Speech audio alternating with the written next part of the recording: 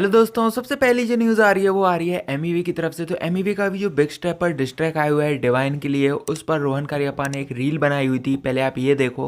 And while I was expecting that it is going to have a few subliminal disses towards Divine, this seemed like a full-fledged diss almost. गाने की length is close to 8 minutes and it has every kind of diss that you can think of. Visual interpolation है, flow interpolation है, bars interpolation है, और वो जो mimicry जो कि एक MEV के diss track का staple रहता है, वो भी इस diss track. This diss track is very different from KR Lora Sign और गली का कुत्ता। And इसके प्राइमरली दो रीजन है। पहला रीजन ये कि जो वो वाले diss tracks है, उनका जो सेंस है, जो टोन है, वो प्राइमरली एंगर रहता है, whereas इस बिग स्टेपर ट्रैक में MEV का tone was just to clown around and roast Divine. Secondly मेरे हिसाब से ऐसा पहली बार हुआ है कि बिफोर अ डिस्ट्रैक ड्रॉप्स, उस डिस्ट्रैक के अंदर क्या कंटेंट होने वाला है वो हमें ऑलरेडी मोस्टली पता था, बिकॉज MEV अपनी लाइव में आके अपने सारे ग्रीवांसेस प्रेजेंट कर चुके हैं। अगर आप इस डिस्ट्रैक के बाद MEV versus Divine part 2 expect कर रहे हैं, तो according to me this is going to be the stand alone diss track in this part 2। Purely beef और डिस्ट्रैक स्टैंड पॉइंट से हमने अभी तक जितना डिवाइन को देखा है, he doesn't really stand a chance in front of MEV, and अगर वो इस डिस्क में उतरते हैं, he clearly be an underdog. No puns intended।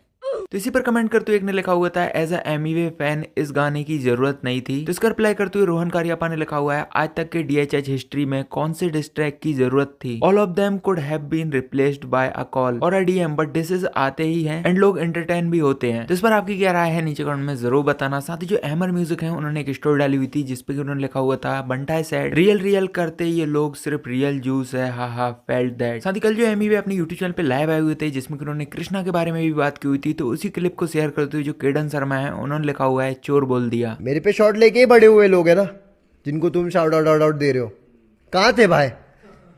हाँ, कहाँ थे? अरे बहुत पहले मेरे को मिलाया था, ये बोला कि भाई देखो मिलो, ये वहाँ कोलैब करने आया था। वो जो दूसरे की जिसको शाउट आउट दे रहा हूँ, आपको शाउट आउट दिया बोल रहा हूँ, वो खुद कोलैब कर रहा है कि अरे भाई कोलैब करते, इतना डगमगा के कोलैब हुए ला भाई। उसके बाद उसको तो शर्म तो सपने में भी आती रहेगी, मेरे को जितना मालूम है।